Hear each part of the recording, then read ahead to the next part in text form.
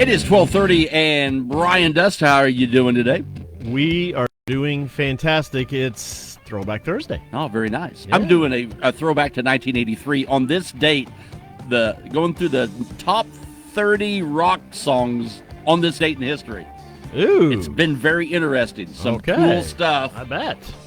But first, Dr. April Ritz is here, Hello. and she's got the joke of the day. What? Yeah, so I've had some requests in the community that I need to, when I get on the radio, I need to say what the joke is outside of our clinic for the week. Oh, right. really? So, where did the bee go pee? Where did the bee go pee? I do not know. I don't know either. The BP station. Oh, my goodness. Right? So funny. No. Working the BP into the jokes. There you go. I've got one of those about 2 blocks from my house in Mattoon, so I'll go look, okay? Check their I restroom. have to have jokes that are short enough that can go on the sign out front. So, yes. Yeah, you can't do a real long Yeah. 5-minute joke kind of thing. Yeah. That's awesome. Very good. I like it. Okay, but enough of jokes. Enough about joking now. May is a very special month for you. Yeah, so May is, there's actually a lot in May that relates to pelvic health, but the one I want to talk about today is May is Pelvic Pain Awareness Month. So a lot of men and women struggle with pelvic pain, and they often go misdiagnosed, or they just don't think there's help for their symptoms. They've seen this doctor, they've seen that doctor, and they can't get an answer to why they're having pain. Mm-hmm.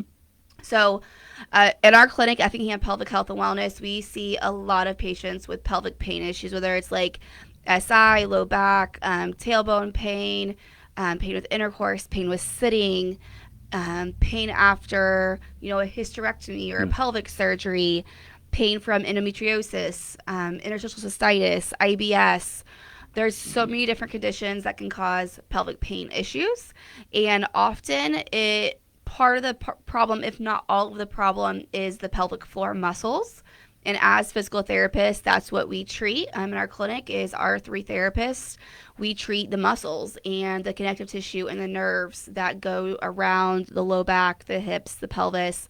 And so addressing, finding the root cause of the pain and addressing it and getting that pain to go away is our goal. No pelvic pain is normal. Correct. Right. You should not have pain down in that area. You shouldn't have pain anywhere in your body, actually. Yeah. But on this situation, there's so many things that can cause it, and you can hopefully correct this stuff. Yes, it's never normal. I had just a patient scenario, a patient who came to us for some issues that she was having and didn't really think she didn't think the pelvic floor was connected at all. And we started asking questions, and pain came after a hysterectomy in her pelvic region, like, I don't know, 10, 15 years ago. Oh, quite a while ago. Yeah, and then she's had a new onset of pain too in a similar areas, back and inner thighs and things like that. And sure enough, they're connected, and she's realizing that now because she's like, well, I don't really care about my pelvic pain necessarily, but I'm like, but it's connected. Like we palpate that pelvic area that is tender and tight, and it's reproducing pain in your low back. The nerves into the legs, into the hips travel through our pelvis. Mm-hmm. So any pain in that area is never normal.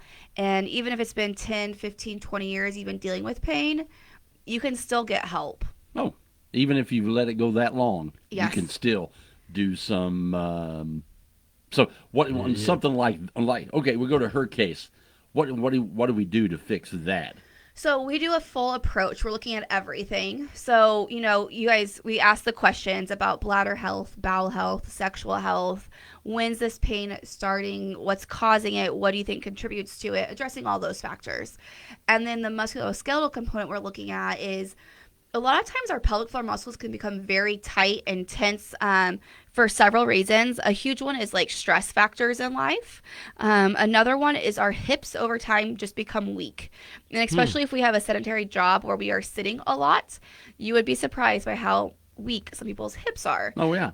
With weak hips, our pelvic floor muscles are the only really things supporting the pelvis. So we have our hips, our abs, our back muscles, and our pelvic floor all connect the pelvis. But our pelvic floor can become very tense and tight to help try to stabilize everything if it's weak all around in other places. So a lot of times what we see with pelvic pain is we are strengthening the hips, we're strengthening the low back, the core muscles, and working on relaxing the pelvic floor muscles. Speaking of that, I just saw an article that they think the hula hoops are going to be making a comeback.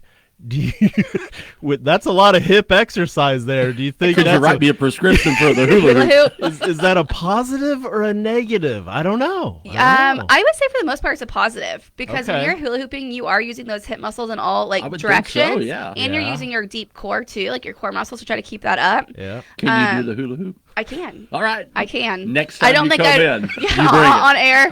I don't think I'd win any competitions, but I can do the hula hoop. You can do it. But yes, the hula hoop, I mean, working those hip muscles in all directions, because often we forget that those hips rotate and they move side to side and not just walking forward or backwards. They go other directions too. So strengthening those hips all around is huge. And then just learning how to coordinate the pelvic floor.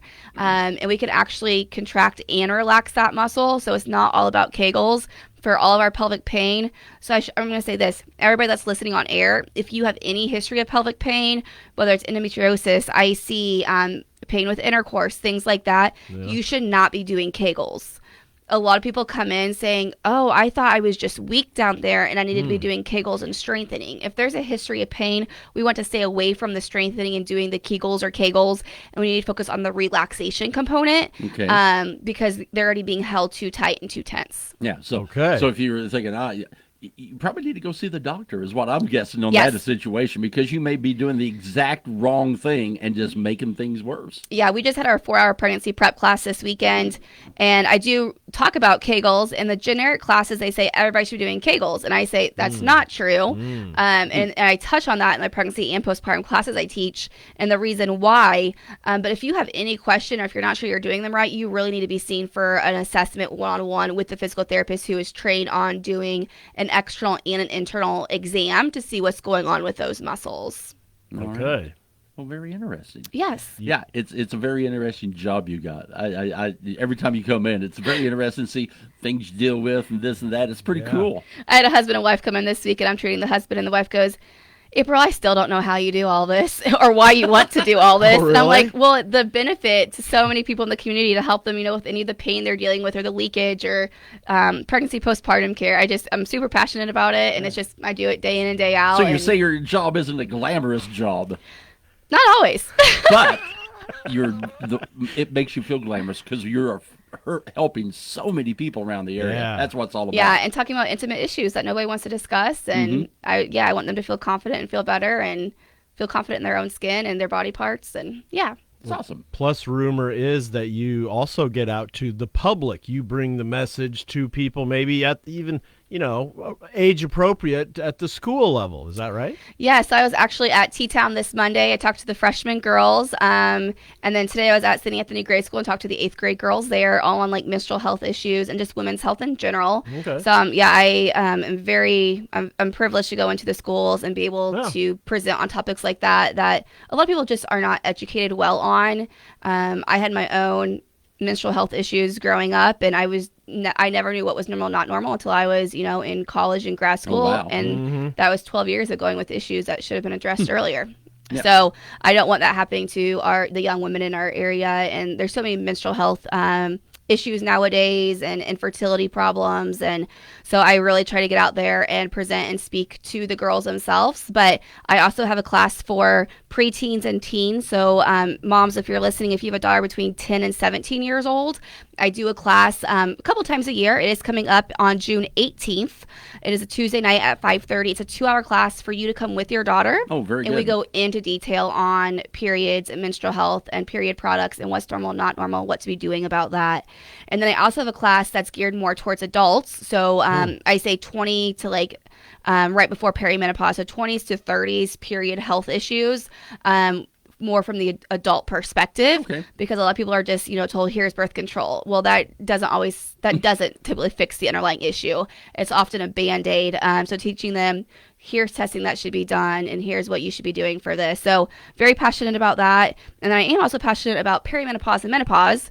So coming up on Tuesday, June 4th, Tiffany Mosley and I, she's a midwife and advanced practice nurse. Her and I teach a class on the transition through perimenopause and menopause and what to do to help with symptoms. So that it is geared towards women in the upper 30s, early 40s, into the 50s, and just that transition period and what to do that's what's best for your health, because there's a lot of misinformation out there on that as well.